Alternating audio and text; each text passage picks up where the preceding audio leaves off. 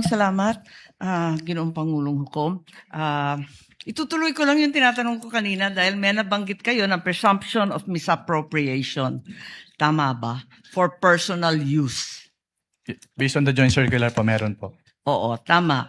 Pagkatapos nun, tinitingnan ko yung joint circular at maliwanag that the presumption for misappropriation arises against the accountable officer. Di ba? Yes, Against the accountable officer.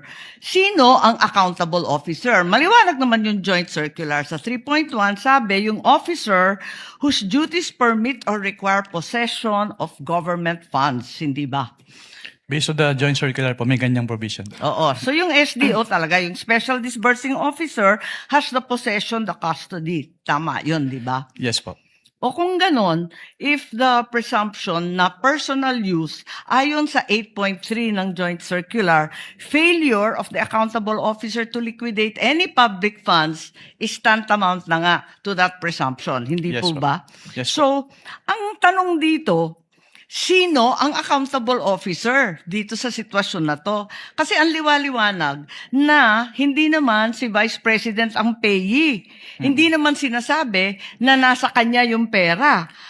Ang liwanag sa inyong joint circular that the Special Disbursing Officer is the one who was designated by the head of agency to have custody, di ba? And in the case of the OVP, si Acosta yon. In the case of DepEd, hindi ba si Fajarda yon? That is not entirely correct po, Your Honor. Because under the joint circular, it shall be the responsibility of the head of the agency first to approve yung cash advance. Pangalawa, to Oo nga. oversee yung agency-wide utilization. Pangatlo, to ensure compliance with the joint Unresponsive circular. po. And also po, inattest din po ni OBP yung Unresponsive po. Ang tinatanong ko lang, hindi ba yung designated, yung SDO, si Fajarda lang at si Acosta, hindi si VP, hindi siya yung payee eh.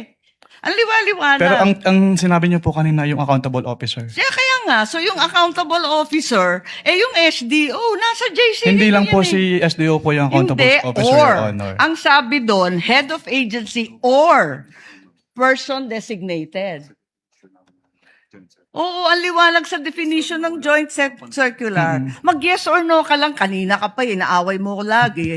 Sorry po, Your Honor. But hindi po ako pwedeng mag-answer categorically since yun nga po yung provision But it's categorical. na yes or Why don't either you go yes back or to your either joint no po. circular? Yeah po. Kapag sinabi po kasing Doon categorical, sa it's either yes definition, po. ang or- liwaliwanag, SDO kapag na-designate ng head of office, di ba? But hindi po kasi doon na nalilimit lang yung term na accountable officer kasi may other provisions na applicable pa din po with respect to the term accountable officer.